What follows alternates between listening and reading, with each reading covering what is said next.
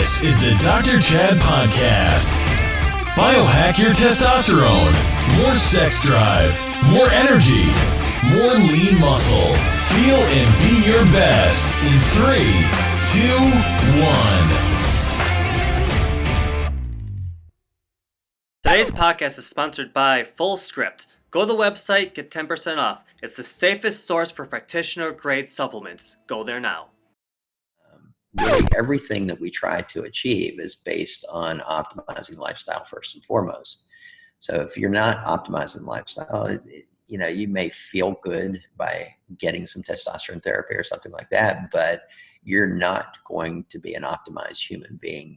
Today on the Dr. Chad Podcast, Dr. Daniel Stickler. He is the co-founder and chief medical officer for the Aperion Center for Human Potential. He is a physician for high-performing executives and entrepreneurs who want to upgrade their current state. He is an author, speaker, blogger, and podcaster. I am excited to talk about genetic expression and how testosterone levels can increase through your lifestyle. Without further ado, Dr. Dan Stickler. All right, Dr. Dan Stickler, thank you so much for being on the show today. I appreciate you. Great to be here, Chad. All right. Yeah, really, I just want to have a really simple conversation with you today. I know genetics is a pretty complicated subject, but if you could just explain to the audience today, possibly first grade level, second grade level kind of thing, how low testosterone plays into genetics. Oh, that's a lot of questions there. We can take it in layers. Yeah, so let's just start off with genetics. I mean, the genetics is essentially the blueprint of the human system, and the genetics really doesn't change over time. It's the core blueprint of what makes each of us individual, but it goes much deeper than that. So even though we have this code, I mean, take identical twins, they will have the exact same code. I mean, 3 billion base pairs that are essentially identical, but you raise them in different environments, and they, other than having a similar appearance, they may have completely different expressions of that code. And that aspect is what we call epigenetics. And so there's a lot of layers. Hundreds of layers. The human system is so complex that using just straight genetics is hard to do. And that's why, we don't promote the use of direct-to-consumer genetic testing, because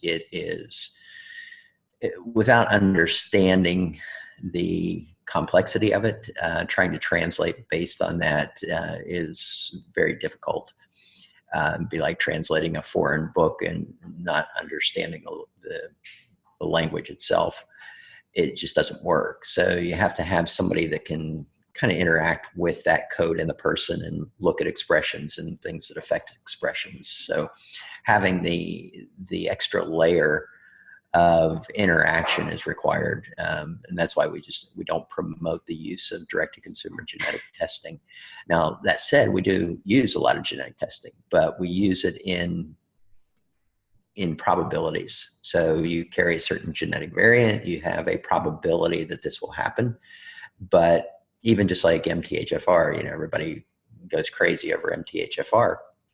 But I've seen people with what they call the homozygous risk. A lot of people call this a mutation, but it's not the correct terminology. It's just a variant of the genes.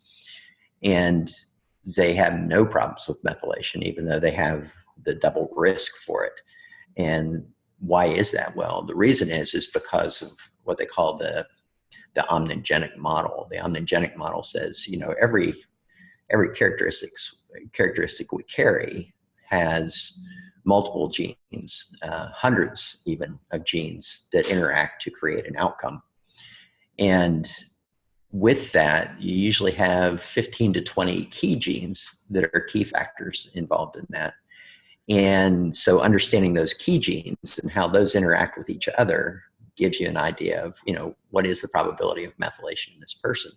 And then you want to confirm that through lab work, through questioning their experience, what they experience in life, and all of that. So I hope I didn't get too complicated with that. I was trying to keep it as simple as possible without getting too detailed in that regard. No, it's great. I love it. I mean, really, probably the biggest objection I get with my clients or even anybody I talk to, they always blame their low testosterone on their genetics, and they're kind of playing like a victim role in a way.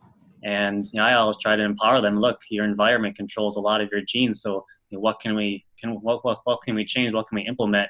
To give you the best chance of expressing Yeah. amazing life.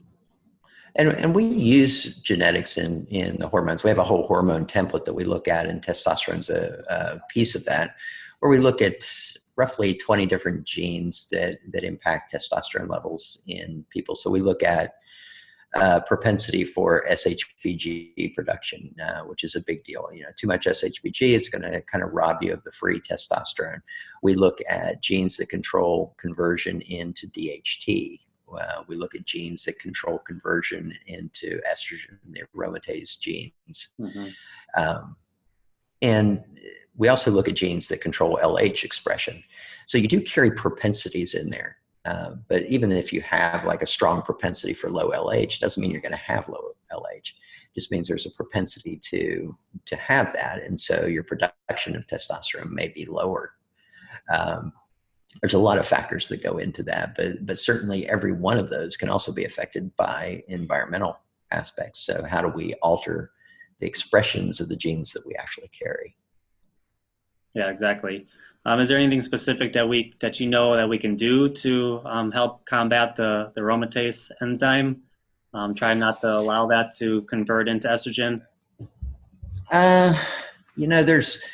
There's a couple of kind of more natural things like chrysin and aromatase inhibitors, which are the prescription types. But we tend to focus a little too heavily on reducing estrogen levels. I don't firmly believe in that. I mean, I've prescribed testosterone therapy for 20 years now in clients, and I used to be very aggressive about lowering estrogen levels, but the more I learn from the genetic and epigenetic standpoint, the less aggressive I've become with that. And a lot of that reason is estrogen is probably one of the most potent epigenetic modifiers in the human body. And it is not a female hormone. It is a sex hormone in both males and females.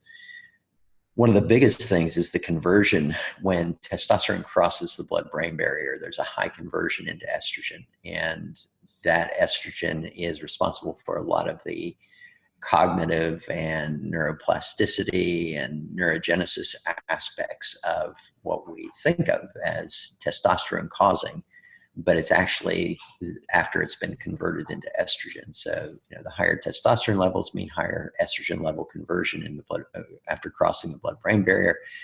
And you get benefits from that, especially in things like ApoE4 genotypes, where we know that hormonal therapies, people with the highest levels of testosterone have the least incidence of Alzheimer's disease.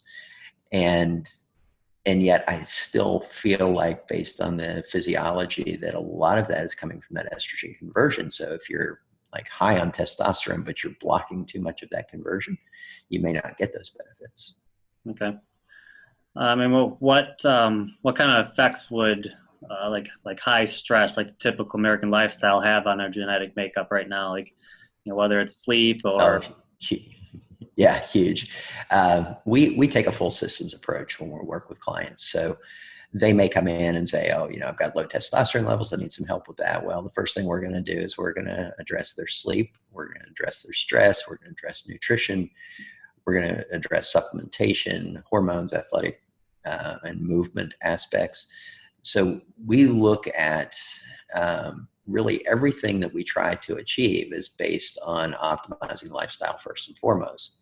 So if you're not optimizing lifestyle, you may feel good by getting some testosterone therapy or something like that, but you're not going to be an optimized human being without getting the sleep, getting the stress under control. And I don't want to say stress like it's a bad thing. I mean, stress is a life-saving component, and stress works well in an acute sense, but chronic levels of stress has huge impact on physiology itself. Yeah, you you can't consistently run away from the tiger your whole life. Exactly. So Yeah. I've done a lot of study with Bruce Lipton stuff and epigenetics, and now I'm get to talk to you. So just want to keep expanding that. I love it because, like I said, a lot of people just are trying to kind of play a victim role, and they don't think they can do anything about it, and so they just they don't make the necessary lifestyle changes. So I just really want to know what the best lifestyle changes are out there for helping our genes express Well, properly. first and foremost is going to be sleep. I think that's what I see in my clients is that sleep is probably the biggest thing that's out of homeostasis in them, whether they're athletes or business executives, entrepreneurs, whoever I'm working with. Sleep seems to be a major component. Very few people are optimized on sleep when they first come in, and that one has profound changes in gene expression when it's not optimized. And we know, I mean, it's one of the biggest contributors to aging in the human body. And aging, to me, is a disease that we need to be vigilant about constantly. Are you suggesting just more sleep, or just like an optimal level sleep? Of course, you always hear the 7 to 8 hours thing, but is it like a deep sleep count, or is it lacking sleep debt kind of thing? It's a combination. So you have not only sleep time, but sleep structure. Sleep structure can be thrown off quite a bit in people. So you look at, and we have all of our clients wearing monitoring devices so that we can actually get an idea of what's happening. And you may say, well, they're not 100% accurate for sure with sleep. I mean, unless you're doing an EEG study, you're not going to know for sure what brainwave patterns are being produced. So it's a guess on the sleep patterns. But you can see the dynamics of it. You can see changes in the amount of deep sleep or the amount of REM sleep or light sleep. You can see the number of times you're awakening at night, those kind of things. And you look at the dynamic of that. So how's it changing based on the interventions that are being done over a time frame? For us, we look at genetics because genetics does have a strong circadian propensity. And a lot of people try to fight their circadian propensity. So if you're a morning person, staying up until 1 o'clock at night is probably not going to do well with your gene expressions. And a lot of people will justify that and say, well, I tolerate my schedule well just because that's what they want to tolerate. But the brain is very adaptive in the fact that it adjusts for accepting lower levels of performance as normal without us perceiving the fact that that's occurring. And there's been plenty of studies on that, especially looking at things like vigilance levels. When you get a lack of sleep or your circadian propensities get off, your vigilance levels drop, but you don't have a perception of them dropping.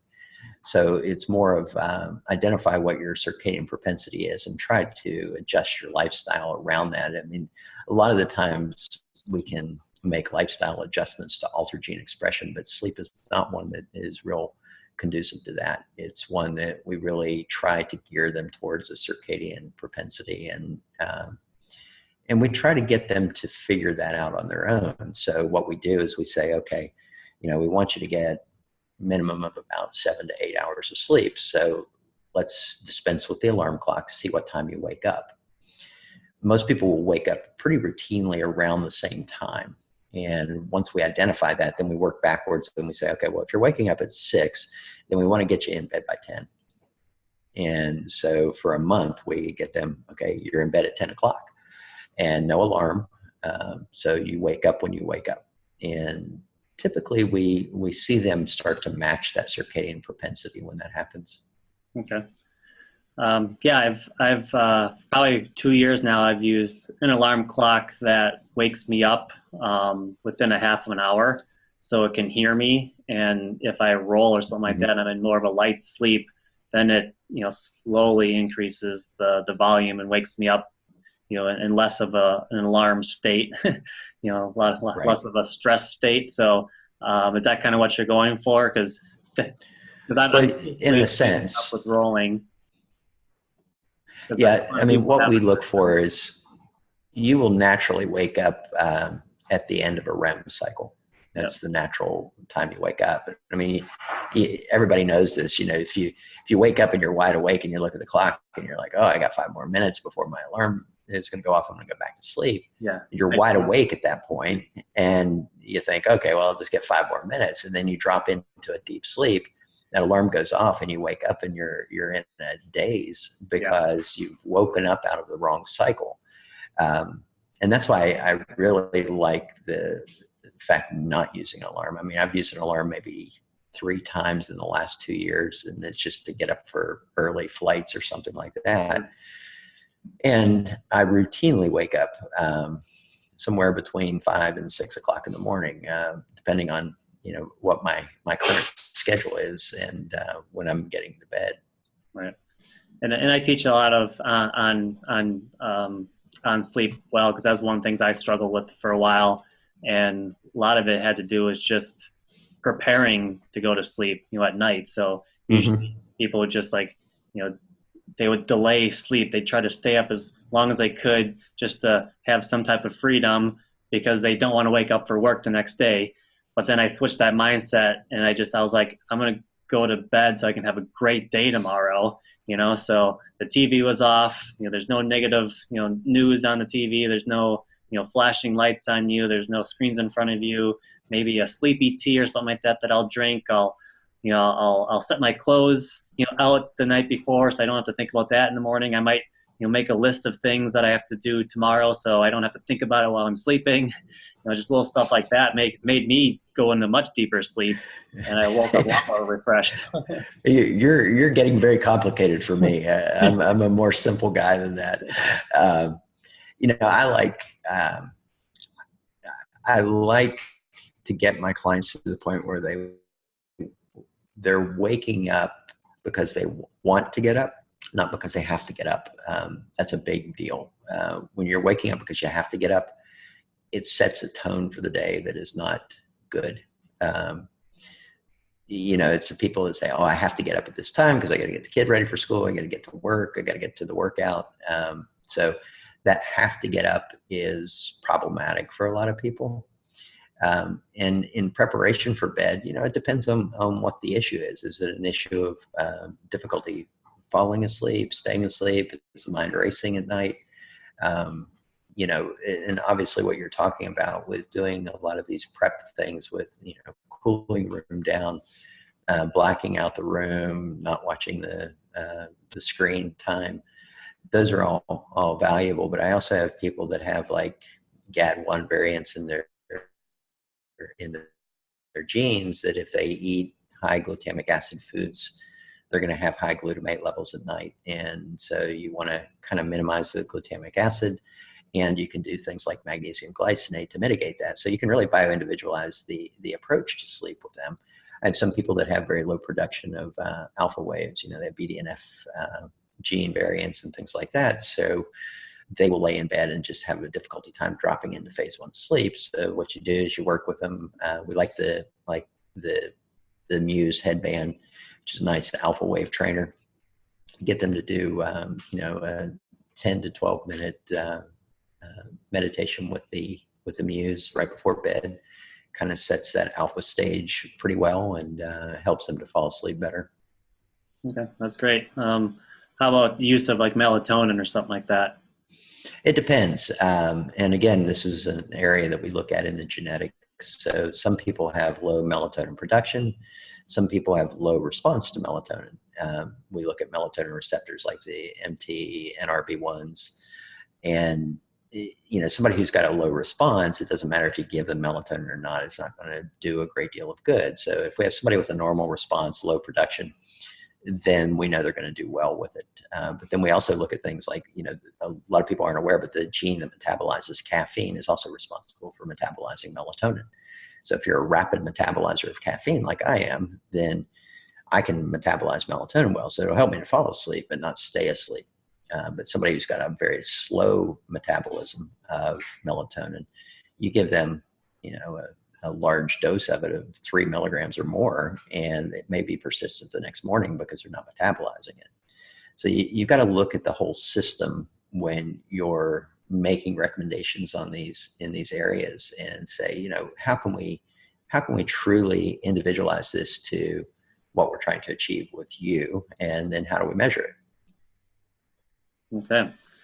Yes, I love it. I mean, there's some other tips I have here. I mean, with vitamin D3 levels, fatty acid levels. We talked about meditation. I've got a note here. It's it works with about 2,200 genes that are expressed, kind of switching on and off and stuff like that through meditation, and even exercise. Yep.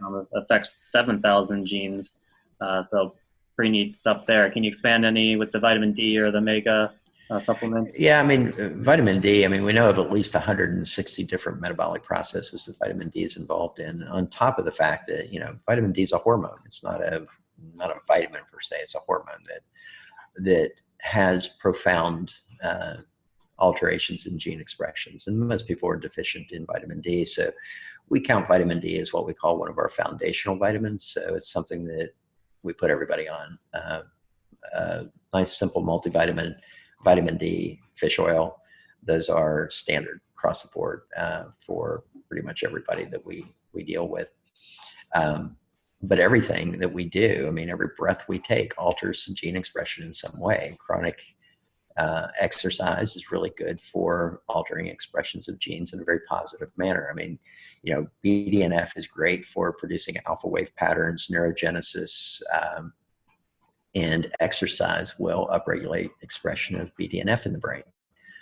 So you want to sleep well, BDNF is a great thing, but you can also kind of bypass that a little bit. You can take something like holy basil, which actually mimics the expression of BDNF that exercise does with the brain.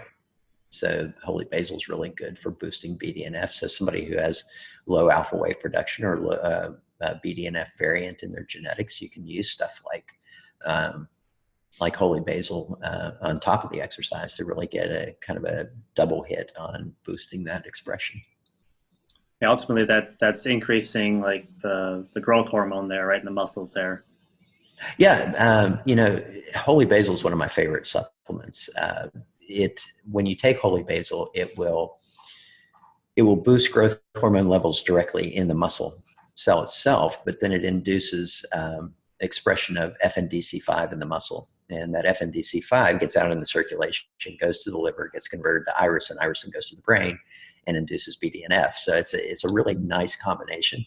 I take holy basil pretty regularly, and it's wonderful about with not only its positive effect on muscle and exercise, but also with the BDNF production in the brain.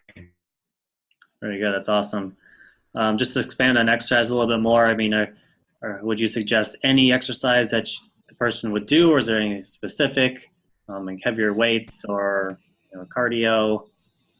It really needs to be a mix, and it needs to be changed periodically. I mean, I think that's we're talking about epigenetics here, and when it comes to exercise, and we see this quite frequently. I mean, they'll do exercise for 3 months. They've been a couch potato. They start an exercise program. They're doing the same program for 3 months. They're losing weight pretty regularly during this time, feeling better, getting in better shape. And then the next 3 months, they're doing the same exact thing and nothing's happening.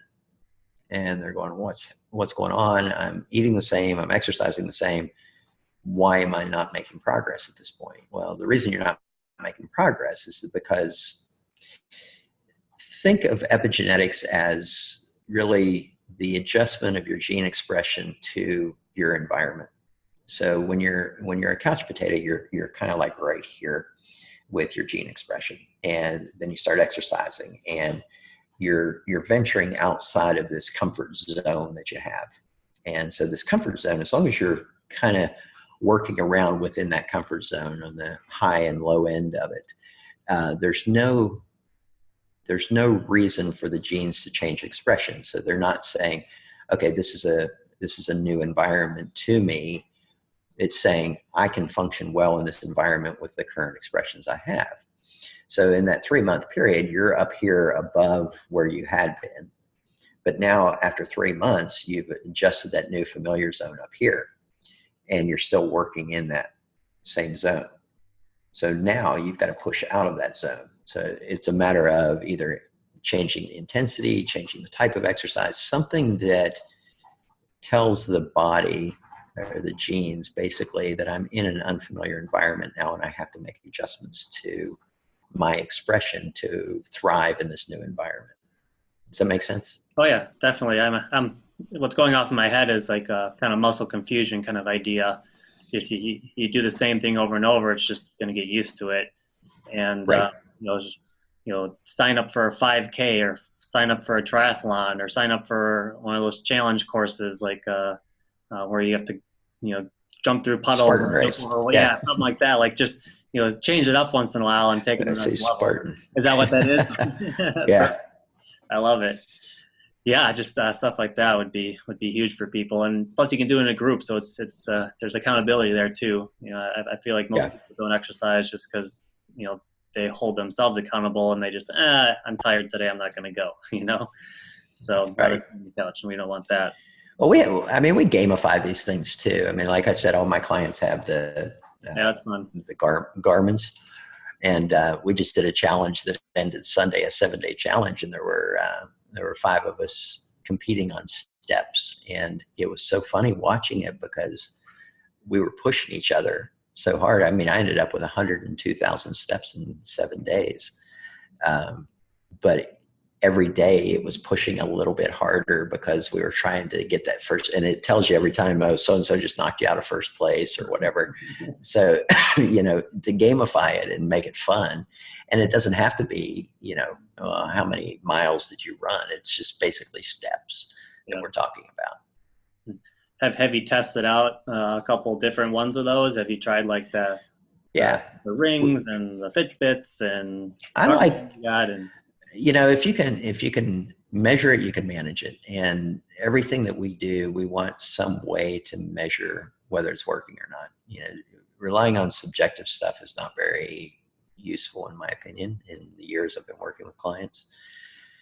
And I like, I started off using the thing, Fitbit, then I went to a BioStrap because the BioStrap had HRV with it. And then Aura came out with their smaller version. I couldn't stand that large version. It was just too bulky. But the smaller version was nice and attractive. Those like BioStrap and Aura Ring and Fitbit are really good for just basic monitoring, getting your sleep, getting your HRV, getting heart rate averages, those kind of things, steps, those are great. When it comes to more performance-based stuff, then you want to go to the Garmin, what's it called? The VivoFit, the Phoenix. Phoenix is my favorite. I mean, it gives so much detail that I really kind of lean most of my clients towards the Phoenix, and they're not cheap. I mean, the Phoenix 5, you're talking over $500. Some of the newer models are up around $1,000, but it's an investment in your health, and everybody who gets one just becomes so obsessed with it. I mean, you're monitoring sleep, it gives you stress levels, just the fact that I realized that when I have one glass of wine, my stress level goes up dramatically for the next 12 hours. I mean, it's not a mild elevation. I mean, they have an algorithm in the Phoenix that measures stress, and I typically would run, around 35 to 40 in a day. And when I have a glass of wine, my nighttime stress level, which normally would run 15 to 20, runs about 30. And my average for the day goes up 45 to 50. And that's with just one glass of wine. Well, I don't feel dramatically different from a subjective standpoint, but my biometrics are showing me that there's something going on that is not generally healthy. So knowing that and seeing that on a regular basis and testing it, I realized that I probably should reduce number of days in a month that I drink wine. So I'm typically down to about 2 days a month of having a glass of wine, and my stress levels look good. So, and you never would have known that if you didn't measure it in the first place. Right. Yeah. I've noticed that too. It's just like, I'm an adult, I can have a glass of wine or something like that at night. Like I had a long day's work, and I started kind of doing more of a subjective thing myself, where the next day I was always tired. I'm like, I just had one glass of wine. How could that make a difference? And I started Yeah. swapping it out with apple cider vinegar. It was the opposite effect, Right. You Yeah. can't chug that down, so you do have to sip it and kind of enjoy it. And the next day, opposite effect. I'm raring to go. So yeah, I'm glad you measured that too. That's great. One of my last questions here. I mean, if we can switch over to methylation, um, what can you expand on that? Um, I think we have a tendency to over treat. So when it comes to methylation, we really, first and foremost, you want to look at the symptoms. Are the symptoms consistent with somebody who's over methylating or under methylating? And there's a whole list of symptoms for each area, and you just kind of go through it. I go through it with a client, and even before I look at the genetics. So I have a pretty good idea of whether they're going to be an over and under methylator, and the genetics is more of a confirmatory test in most cases. And then I also get blood work, so I'm looking at homocysteine levels, predominantly homocysteine, but again, these are markers. So you want to put the whole picture together. So symptoms along with the genetics, along with the biometrics, is this consistent with somebody who's got a methylation issue, either over methylation or under methylation? And then you want to test it. You want to, use a supplement like methylfolate or SAMe, whatever you're going to use to boost methylation patterns, and see what their response is, not only from a subjective standpoint, but also from a biometric standpoint. I mean, we've actually used whole blood histamine levels to be confirmatory tests. So if we have somebody who's suspected under methylator, we'll get a whole blood histamine on them before we do an intervention. Then we'll do the intervention, see if their symptoms go away, and then repeat the whole blood histamine level and see if we're actually into a normal range at that point. And, some people, even though they seem to be under methylators, you give them methylfolate or SAMe, and they can have very adverse responses to it.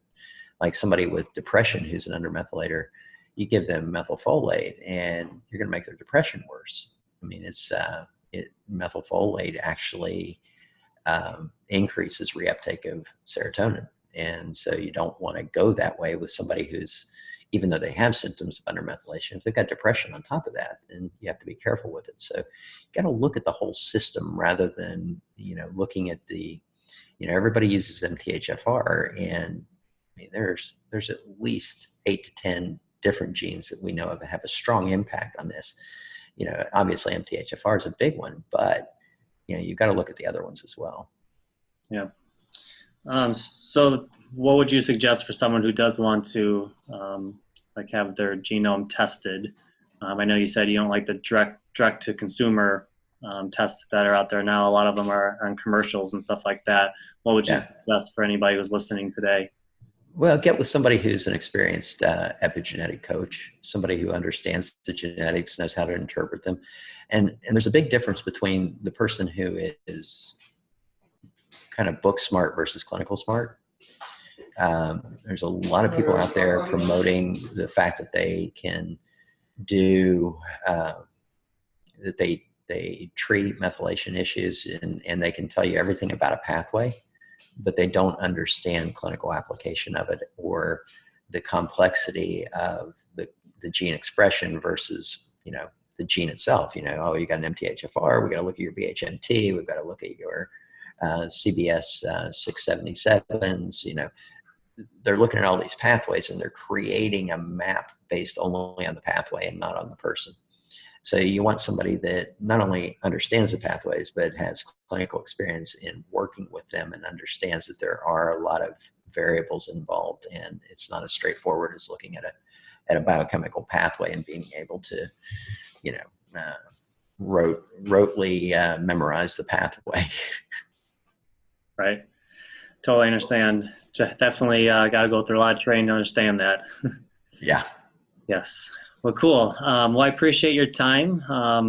You definitely answered all my questions. I appreciate that. I definitely took a few notes here, and I'll be rewatching this to get that stuff back in my head too and hold on. So I appreciate everything that you do, and I'll make some links and some posts and connect you to everything, and hopefully can reach out to as many people as we can and help them out. So Great. appreciate you being on the call. Yeah, it was great talking with you. All right. Thanks, Doc. We'll see ya. All right.